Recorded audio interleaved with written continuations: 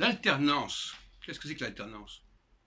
L'alternance permet à une société donnée de se reconfigurer, c'est-à-dire de faire appel à une autre partie de sa population pour gérer un certain nombre de situations. Et ça me paraît l'expression la plus valable de l'adaptation.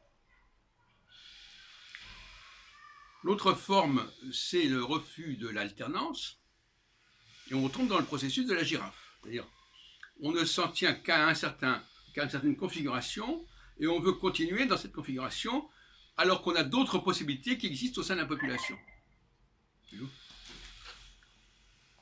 Donc, la démocratie est un processus qui permet l'adaptation. D'ailleurs, quand je dis ça, je dis des banalités. Mais là, je le dis sous un autre angle. Je le dis au niveau d'une réflexion anthropologique sur l'évolution de la société, l'adaptation, etc.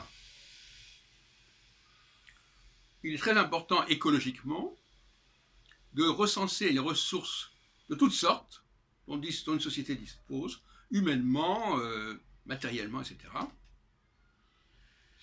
pour le moment venu, le cas échéant, lorsqu'il y a des choses qui ne fonctionnent plus sous une certaine configuration, pouvoir changer de configuration, plutôt que de s'accrocher désespérément à une option et ne pas pouvoir en envisager une autre.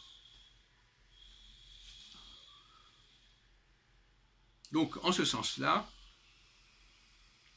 Darwin, qui écrit dans une société anglaise qui pratique l'alternance, on ne l'a peut-être pas dit, il écrit vers 1869, c'est un fameux ouvrage sur l'origine des espèces, eh bien, quelque part, on peut dire que le système électoral de l'alternance qui est à la mode au XIXe siècle peut avoir influencé Darwin.